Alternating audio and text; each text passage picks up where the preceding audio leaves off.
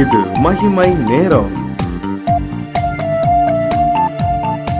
கர்த்தராகிய இயேசு கிறிஸ்துவின் நாமத்தினாலே மீண்டும் ஒரு காலை பொழுதிலே மகிமை டிவி நேயர்களை சந்திக்கிறதிலே மிகவும் மகிழ்ச்சி அடைகிறேன். இந்த மகிமை நேரம் நிகழ்ச்சி மூலமாக உங்களோடு கூட பேசுவதிலே மிகவும் மகிழ்ச்சி அடைகிறேன். நாம் தொடர்ந்து ஏசாயா 60வது அதிகாரம் முதல் வசனத்திலிருந்து தியானித்து கொண்டிருக்கிறோம்.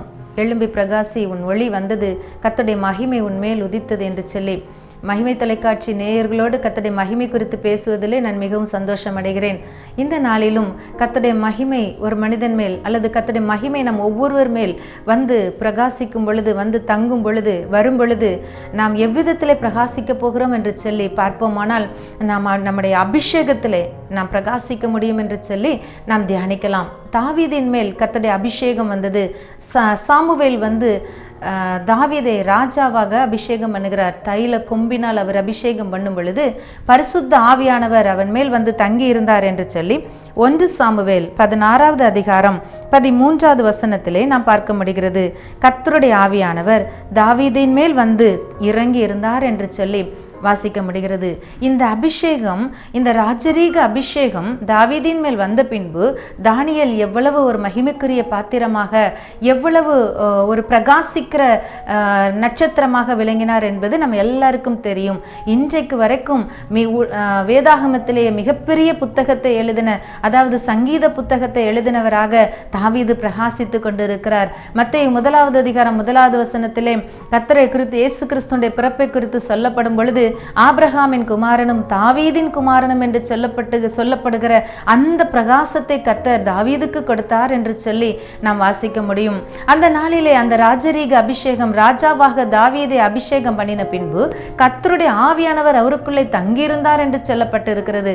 அந்த ஆவியானவர் தான் அவரோடு கூட இருந்து, அவரோடு கூட எல்லா விதத்திலும் காரியங்களை வாய்க்க பண்ணி, போகிற இடங்களிலெல்லாம் போர்களிலே, யுத்தங்களிலே வெற்றியை கொடுத்து அவரை பிரகாசிக்க செய்தார் என்று நாம் வாசிக்க முடியும். தாவீதுக்கு ஒரு நிலையான ஆட்சியை கொடுத்தார்.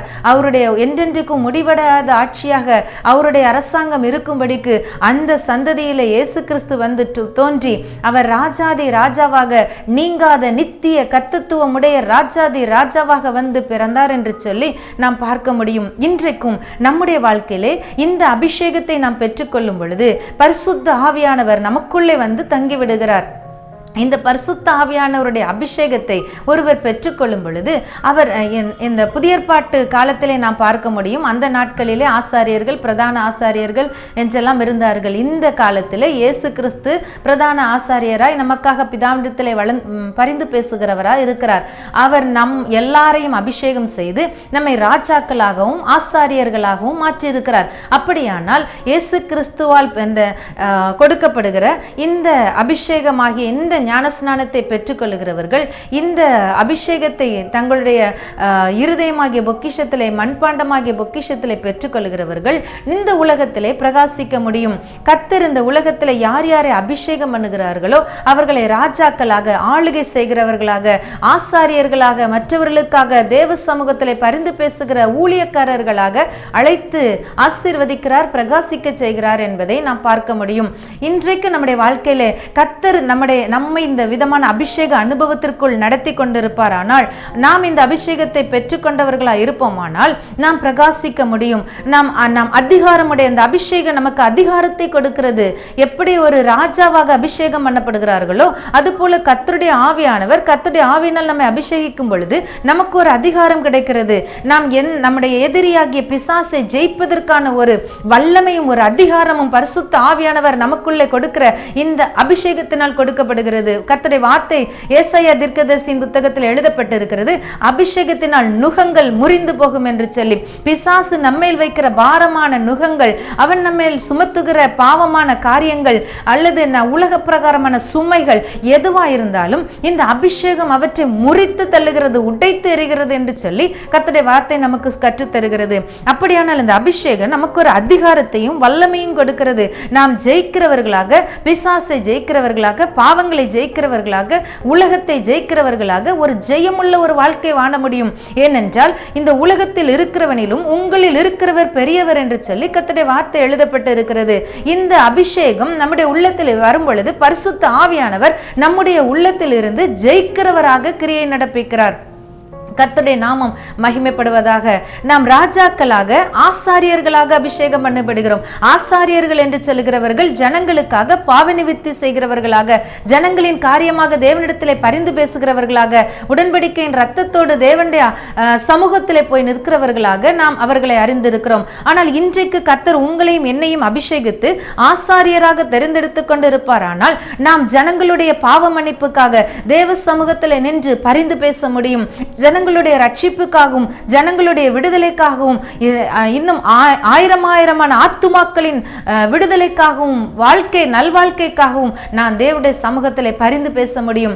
அப்படிப்பட்ட ஒரு அபிஷேகம் நமக்குள்ளே தங்கியிருக்குமானால், தங்கியிருக்கிற அந்த சூழ்நிலையிலே நாம் பிரகாசிக்கிறோம். கர்த்தருடைய மகிமை நமக்குள்ளே வருகிறது, கர்த்தருடைய ஒளி நமக்குள்ளே வருகிறது, இந்த அபிஷேகம் நமக்குள்ளே பிரகாசிக்கிறது. இந்த அபிஷேகத்தின் மூலமாக நாம் அநேகருக்கு ஆசீர்வாதமானவர்களாக, உலகம் முழுவதும் பிரகாசிக்கிற ஜொலிக்கிற நட்சத்திரங்களாக நம்மால் வாழ முடிகிறது. நமக்கு அருமையான எத்தனையோ தேவ ஊழியர்களை நாம் அறிவோம். எத்தனை உலக அளவிலே ஊழியங்களை செய்து உலக அளவிலே அநேக ஜனங்களுக்கு தகப்பனாக மதிக்கப்பட்ட, உலக அளவிலே அநேக ஜனங்களுடைய விடுதலைக்காகவும் ரட்சிப்புக்காகவும் தேவ சமூகத்தில் நின்று ஜெபித்து விடுதலையை பெற்றுக் கொடுத்த, பிசாசுகளை துரத்தி நோய்களில் நின்று பாவங்களிலிருந்து அவர்களை உணர்த்துவித்து அவர்களுக்கு உற்சாகம் கொடுத்து ஆறுதல் படுத்தி அனைத்து ஊழியம் செய்த தகப்பன் உள்ளம் கொண்ட, தாய் உள்ளம் கொண்ட எத்தனையோ ஊழியக்காரர்கள் இந்த உலகத்திலே பிரகாசித்ததை நாம் காண முடியும், பிரகாசித்து கொண்டிருக்கிறதை நாம் காண முடியும்.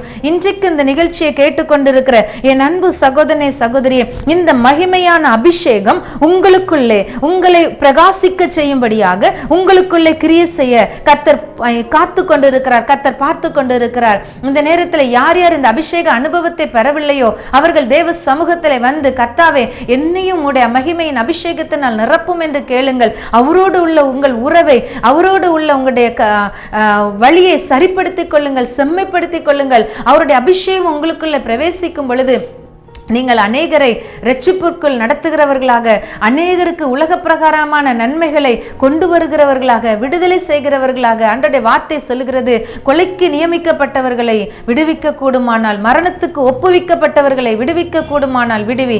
இன்றைக்கு சாத்தான் அநேகரை கட்டி வைத்திருக்கிறான், கடனிலே கட்டி வைத்திருக்கிறான், நோயிலே கட்டி வைத்திருக்கிறான், பில்லி சூனியங்களிலே கட்டி வைத்திருக்கிறான். இப்படிப்பட்ட கட்டுகளின் உடைக்கத்தக்கதாக அபிஷேகம் பெற்றவர்களாய் கர்த்தர் பிரகாசிக்க செய்யும் நட்சத்திரங்களாக உங்களை தேர்ந்தெடுத்திருக்கிறார். நீங்கள் சாதாரணமானவர்கள் அல்ல. நீங்கள் இன்னும் சாதாரணமானவர்களாக இருக்கக்கூடாது. இந்த நாளிலே கர்த்தருடைய வார்த்தை உங்களை ஏவுகிறது. நீங்கள் எழும்பி பிரகாசிக்க வேண்டும். கர்த்தருடைய மகிமை உங்கள் மேல் வந்துவிட்டது. கர்த்தருடைய அபிஷேகத்தின் மகிமை உங்கள் மேல் வருகிறது. இன்றைய தினத்தில் இருந்து நீங்கள் இருக்கிற கிராமத்திற்கு, நீங்கள் வேலை பார்க்கிற ஸ்தலத்திற்கு, நீங்கள் வேலை பார்க்கிற நிறுவனத்திற்கு, நீங்கள் இருக்கிற பட்டணத்திற்கு, நீங்கள் இருக்கிற சபைக்கு நீங்கள் நட்சத்திரமாக பிரகாசிக்க போகிறீர்கள். அப்படிப்பட்ட வல்லமை, அதிகாரம் கர்த்தர் இந்த அபிஷேகத்தின் மூலமாக உங்களுக்கு கொடுக்க வல்லவராயிருக்கிறார். நம் தலைகளை தாழ்த்தி ஜெபிக்கலாம்.